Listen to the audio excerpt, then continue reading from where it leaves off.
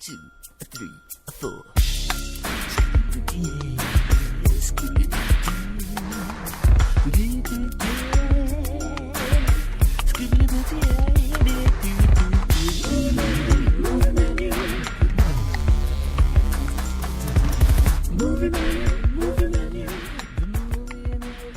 We are Movie Menu Reviews, your spoopy podcast that goes bump in the night. Spoopy? On today's menu, we'll be reviewing Jojo Rabbit, and as well as talking about our top horror films for the Halloween season.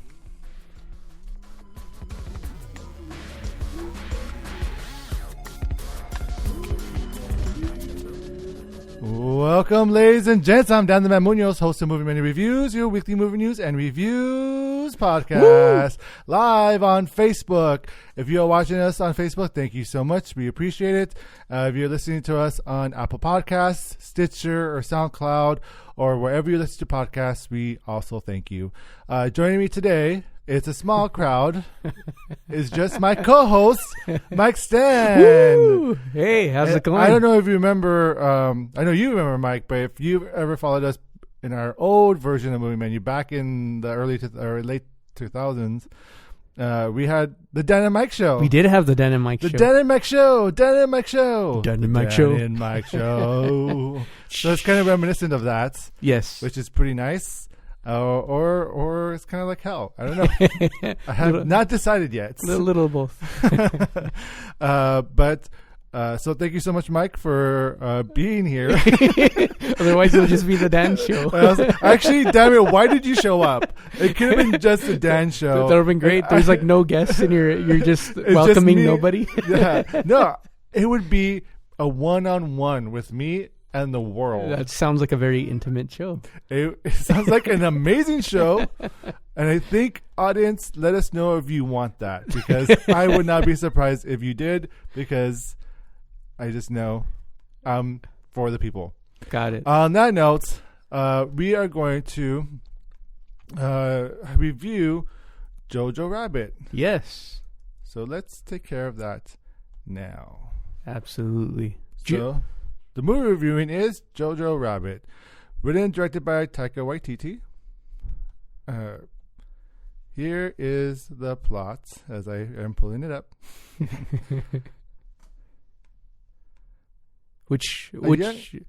A young boy in Hitler's army finds out his mother is hiding a Jewish girl in their home. And it stars Roman Griffin Davis, Scarlett Johansson, Taika Waititi, Sam Rockwell, Rebel Wilson, Alfie Allen, Thomasin McKenzie, and Archie Yates. All right, Mike. So we both saw this film. Yes. So, and we were going to keep it spoiler-free. So depending on our spoiler-free review, we shall decide this movie is worth the dine and watching it in theaters, take away to watch it at home, or leftovers.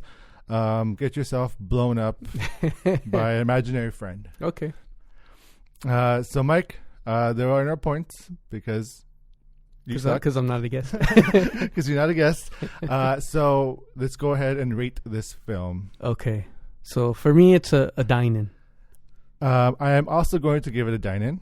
I think when this movie was announced, originally, the concept of making an imaginary friend who was Hitler was very controversial when it was being developed. I remember a lot of people were scared of this film because of the tone of the film and where they were going. But after watching it, I think that Taika did such a great job with the sensitivity of the film. It's funny because I remember reading in a social media post that Taika Waititi was saying, I did zero research for playing Hitler or something. as one should. Well, he's a complete asshole. Yeah, well, I mean, in this film, like, it isn't really Hitler anyways. It's just the imaginary friend, so it really doesn't matter, you know. But yeah, I agree that he was he did approach it sensitively, and this film has a lot of heart for a comedy, and which is one of the reasons why Well, it's on also infamy. like a very heavy, sensitive topic because it deals with this. It deals with Jojo, who is a highly Nazi supporter. He believes that he himself is a Nazi and that he will grow up and serve Hitler, and then he will be given the world because of his Aryan Brotherhood. And it turns out that his mother, and this is not a spoiler, was housing a Jewish girl to protect her. And so I feel like that itself, if you were to explain that to someone, you'd be like, how is that a comedy? But Taika does such a great job with it. Yeah, he does. It's kind of mind-boggling to describe this film, but yet know that there is humor or elements of humor in there that are really hysterical. And it's almost like I'm watching, and it's almost like the characters and the adults are treated like Wes Anderson characters as adults. Okay. Because the adults, specifically like the Nazi adults, which I'm sure it was intended, obviously, because the adults are Nazis, are really dumb. Yeah, I mean they're all quirky in their own way, for sure. Definitely. And I feel like this film is really grounded with the performance of Jojo, who does such a great job. And I'm putting up that Roman Griffin Davis, who plays Jojo. He is incredible in this movie. Yeah, he does an amazing job, and I think you're right that I guess the other characters are so wacky that and I think with the exception of the friend, who also kind of is like the voice of reason in this as well. But he's kind of silly as well, but yes. Yeah. I think the friend is like the most grown up out of everybody. Yeah, he is. and it's funny because he looks like, because he's wearing glasses, he looks like he's more adult than the adults themselves. Yeah. Like I could picture him with a little briefcase walking around. Yeah. That's exactly it. And he, I believe his name is Archie Yates. Yeah, Archie Yates. And yeah, he's actually not in the film as much as I thought he'd be based on the trailers. Yeah, same here. But it's fun. It's fun to see the interaction on screen between him and Jojo, and a lot more screen time is spent between Jojo and Elsa, which as it should, and I think they spend the perfect amount of time and allowing that plot line to develop, and which makes it more impactful as the film goes on. So. But also, the film does a great job with the pacing of it because you get to know who Jojo is as a fanatic of Hitler, where he embodies the imagination of Hitler, or not the imagination of Hitler, but he creates the embodiment of Hitler in his imagination, is what I meant to say. And Taika, who plays Hitler, does such a funny job becoming who this person would be in a child's eye. Yeah, that's a good represent. Yeah. And the thing is, as an audience, you never really, or for myself, I never questioned why, is Jojo mentally off, or why is he having this imaginary friend? It's just something that you accept in this world. I don't know. Did you question it? No, I mean it kind of reminded me of like Drop Dead Fred a little bit. I don't know if you had the same, if it was the same vibe for you, except I mean, I can see that. Yeah, but it was interesting, and it's hard to be honest. I didn't like how the story arc for the imaginary Hitler ended, but I can't say any more without giving spoiler. But I agree with you that it is as you said, the child's perspective of how Hitler would act and think if he was a 10-year-old boy in an adult body, pretty much. So. I also really enjoyed the relationship between Scarlett Johansson and the mom and Jojo's character, and that was such a really nice thing to see, because there is a lot of heart there. There's you see the relationship because the mother, who is a person who saved the Jewish girl, knowing her son is a fanatic and calls him a fanatic of the Nazis, of Hitler. That dynamic, though, how she can accept her son for who he is, but also try to show him the world in a beautiful way. I really like that relationship dynamic as well between them. Did you? Yeah, absolutely. And Scarlett Johansson definitely hammed it up more than expected, which it was fun to see. It looked like she was having fun with the character as well. So, but yeah, absolutely. The relationship, the love between mother and son was definitely felt throughout the film, and just like humor aside, there's like a lot of heart there as well, which I think gives more weight to the film for sure. And then the side characters were fun to watch as well, like Sam Rockwell. Yeah. So he ends up being like a not a camp counselor in the sense, but yeah, but like kind of like yeah. like a camp counselor, but a Nazi camp counselor. He's a Nazi camp where counselor, he takes care of the kids and whatnot. It's as great as it sounds. He does a great job. Alfie Allen, who you may remember from Game of Thrones, he plays Sam Rockwell's assistant. And that relationship there was pretty funny because it's all undertones and stuff, but it's great to watch. And then Rebel Wilson was fun to watch as well, as the bumbling female Nazi. yeah. They're all like in this world, like a lot of these characters are goofy. I think it's in the film it's hard to find like a grounded character, maybe other than like Elsa. Maybe Elsa. Yeah, maybe Elsa's probably the most grounded out of all of them. Maybe. I don't know. I don't know. I mean, Jojo is kind of grounded as well in the sense like we are going through this story through his eyes. Yeah.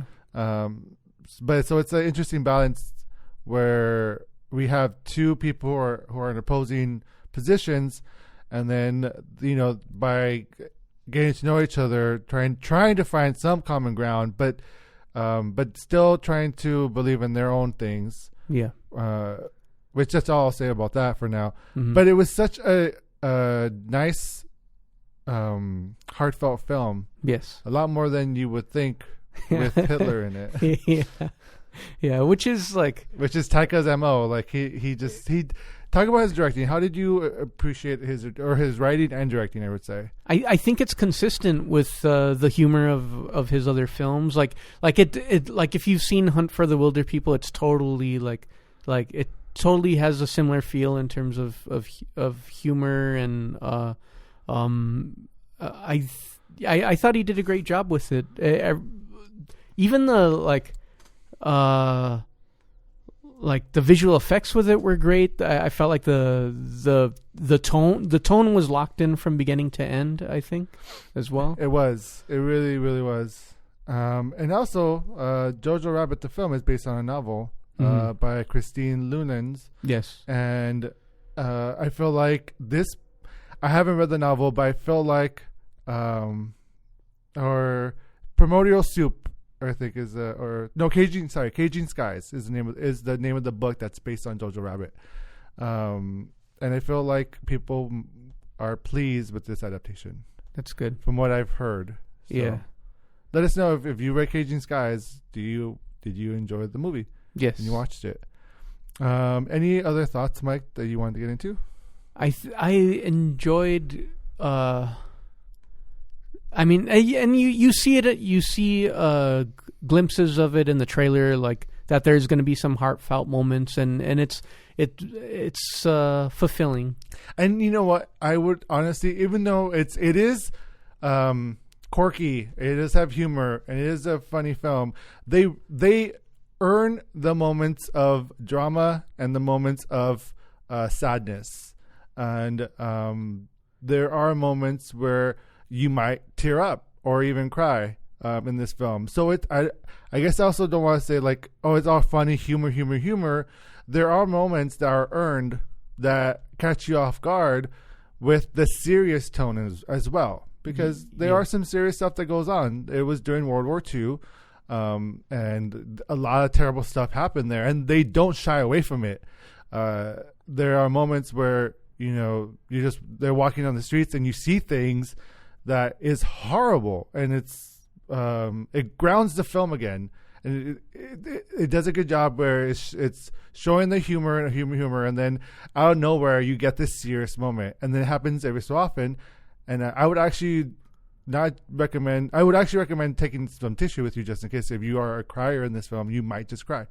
Yeah, I would definitely say, even though it has those more serious moments, I would definitely say it definitely leans way more on the comedy side, though. So, but it has enough of those moments. How dare you, Mike? But like Dan said, those serious moments are earned, I think. Yeah, they are. I'm not saying they aren't, but not to think that there's like, there's not a whole lot of it, but there's just enough of it for it to.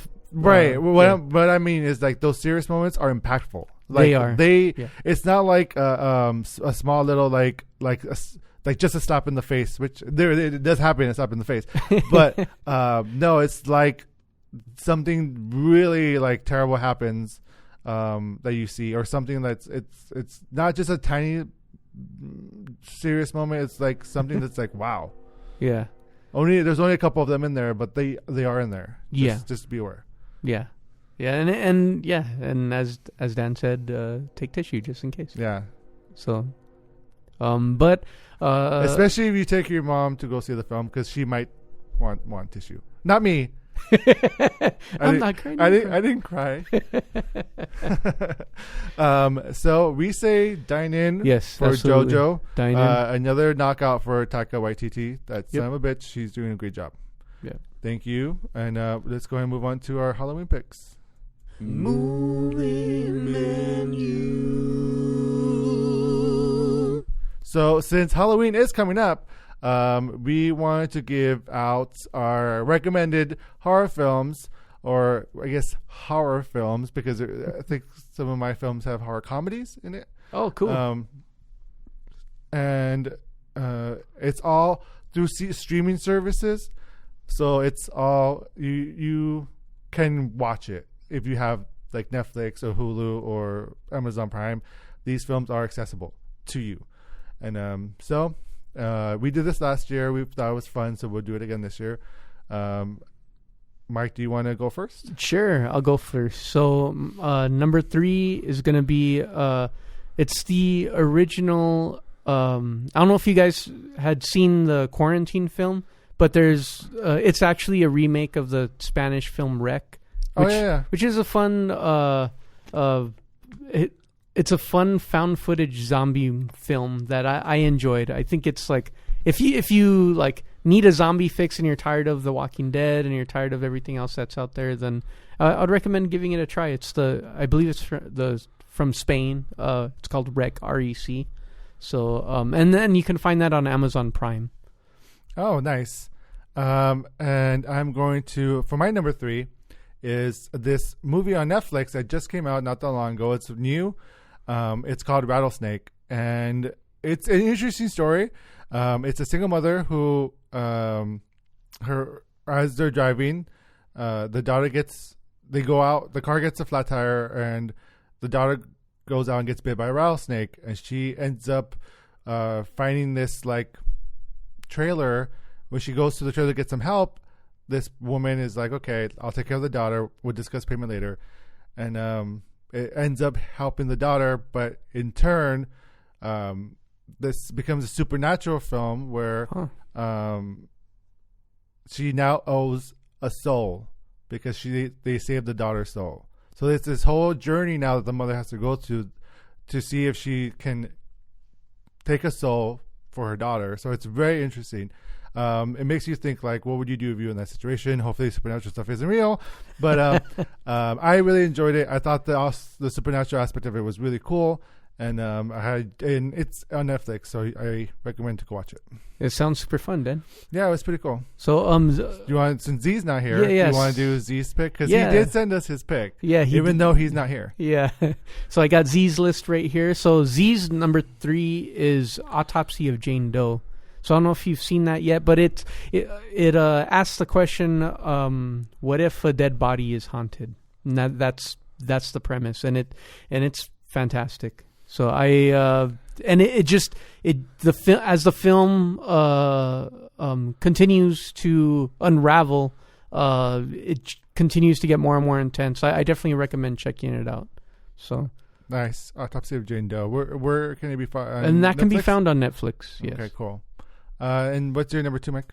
So my number 2 would be Attack the Block. Oh, nice. So which is a fun. I don't know if you would even. It's more sci-fi. It is more sci-fi, yeah. But there's some. I mean, those aliens are kind of scary looking. I mean, there's some gore in it. So I guess I guess it could.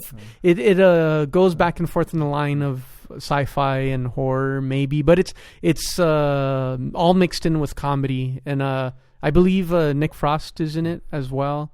It's basically about aliens that land in this because I've seen it as well, like this so yeah, aliens land in this neighborhood somewhere in England where like the police aren't really gonna go to, so the kids in the neighborhood, they have to fend for themselves, and they're like these like hoodlum kids that are like the projects kind of, right? Yeah in the aspect of like in London or England, yes, they're exactly. And so they band together to defend themselves against these aliens which look like gigantic bears, and it's super fun to watch. I recommend it. Nice.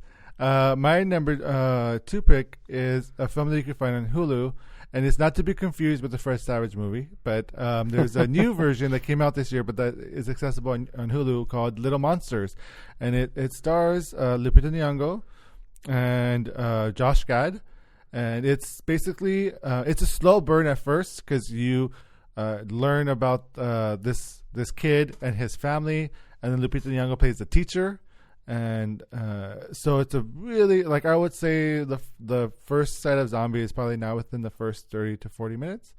Wow. So maybe not that long, maybe 20 to 30 minutes. So it is a kind of a slow burn, but once the zombie apocalypse happens, or somewhat of the zombie apocalypse happens, Lupita Nyong'o is such a badass in this film, and it's a comedy as well. There's funny moments. Oh, really? Josh Gad plays this like kids TV star who ends up becoming like such a despicable person in real life. in the real life, and it was fun. It was a fun watch, and I recommend it. So I think you should go check it out if you like zombie films. And Lupita again she does such a great job. She should be like in everything. She's fun to watch. And then Josh Gad is such an asshole. It's fun. And it's like I was watching it and with some friends, and we were like, I wonder if these kids know he's the voice of Olaf, because he's such a dick in this film. But yeah, it was a fun watch. Okay. What's Z's number 2? So Z's number 2 is The Ritual. So it can be found on Netflix. So I've never seen The Ritual, but I'll read you guys the plot line. So it's a group of college friends reunite. Oh, it's in a pyramid, right? For a trip to the forest, but encounter a menacing presence in the woods that's stalking them. So I guess it's college kids in the woods horror film. So which I haven't seen. So we would need pick Z's brain to find out more about that one. So my number 1 is I would call it a classic, which is I don't know what it is, but if you would have got a classic, I'm worried. So it was. Hold on real quick. We haven't looked at each other's lists other than Z's, obviously, but I don't know Mike's, and I don't think Mike knows mine. Yeah. So this film was released in 1992. It's recently been added. Wow, 1992. Yeah, so it's recently been added to Netflix, so you can stream it, which is Candyman. Oh. So if you have not seen that, I think I think Tony Todd is great. Tony Todd, yes. The first time I saw Tony Todd was in the director Tom Savini. He did a remake of Night of the Living Dead, and then I like that version too, even though it has a more happier ending than the original. I wouldn't say happier. I would say like less dark. Oh yeah. That's like true. a happy ending is like someone gets shot in the head or something. like the zombies. Yeah, the character. I won't ruin it for you if you haven't seen it. Yeah, shut up, Mike. Yeah, even though those that came out in the 80s, that they were in the 90s, 80s, 90s. Which is none. I think it was remake. I think it was early 90s. I think so if too. I'm not mistaken. But so Candyman is kind of like a play on kind of Bloody Mary. Kind of exactly. It's just like Bloody Mary, where if you look in a mirror and you say Candyman three times, this paranormal entity named Candyman he'll come out and he'll murder you, and like people play this game and there's someone trying to do research on these murders that are happening in the city, and which is constantly being attributed to this Candyman figure. So, and it's the way it unfolds. It's like this psychological horror, as Dad had mentioned, starring Tony Todd, which Jordan Peele is going to executive produce the remake. So that should be fun to watch. Absolutely. I think Tony Todd, he's not coming back as Candyman. I don't believe. But I know that he is going to have some type of cameo, some part that's great in the remake of it, or the continuation of it. I don't remember where they're going with it, but either way, if Jordan Peele is behind it, I'm totally stoked for that. Okay, yeah, absolutely. Likewise. So the Night of the Living Dead, that remake was 1990. Oh, okay, 1990. So my number one pick is a movie that's even older than yours, Mike. It's from 1987. And this movie is on Amazon Prime, and I was surprised that it was there because it's for me, it's a classic, even though it's still cheesy or the effects are cheesy and the problems are like not that great, but it still holds close to my heart. Is The Gate? Yes, which starts Steven Dorff. Great. That's the hand. The first time you've seen the hand with an eyeball. With an eyeball, and he cuts it with the glass. Yeah. Spoiler alert! So the kids are left at home alone, and there's this tree that when they tear it down, it ends up becoming the gates to hell, and all this crazy stuff happens while they're home alone. And it was, I remember watching it as a kid and watching it as an adult and still loving it either way. And it has some scary moments in it. Like there's a moment with a dog that I'm just going to say is pretty scary. And there's some little demons in there that are pretty cool. Right. The claymation demons, right? Yeah. And they catch them in the jar. Yeah. I remember seeing that as like a little kid, and it scared the crap out of me. Yeah. And there are some moments in there that are really, it's cheesy. The ending is kind of cheesy of how everything happens, but the film itself was a lot of fun to watch, and I highly recommend it. And that's on Amazon Prime. All right, that sounds great. I haven't seen that film in years. I think I'm gonna go back to watch it for sure. So Z's number one is called Under the Shadow, and I don't know that one. And I have not seen that one yet either. But I'll go ahead and read the plot line. So it's as a mother and daughter struggle to cope with the terrors of the post-revolution, war-torn Tehran of the 1980s, a mysterious evil begins to haunt their home. So, and I believe that can be found on Netflix as well as YouTube and Amazon Prime as well. So, and Vudu. So that's Z's number one film. So nice. So, let us know what you think. What are some of your favorite Halloween film or horror films to watch during Halloween season? We would love to hear your comments. And thank you, Mike. Yeah, and before we finish, I don't want to snub him. The lead actor in Attack the Block is John Boyega. Yeah, I forgot to mention that. Oh. But I knew that. Yeah, I know. Said, who's the lead? I'm like, it's John Boyega from Star Wars. Yeah. I totally forgot to mention it. So I just had to say that before we close it out. So. Oh, Mike. They might not know. Thank you, Mike. You're welcome for being here. You're welcome. Thank you, Z, for not being here. That's good. Yeah. I'm Dan the Man, and we say dine in for Jojo Rabbit. It's a very, very well done film, and definitely will get Oscar attention, and definitely will get awards attention.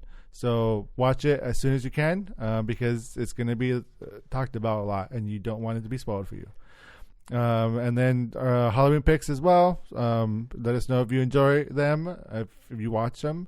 And we would love to hear from you. And you could do so by commenting on this video, commenting on Facebook, following us on social media on Facebook.com/Movie Menu Podcasts, or Instagram, Movie Menu Podcasts, or Twitter, MM Podcasts, or our website, MovieMenuPodcast.com, which you could find all our social media on there as well, and our YouTube channel.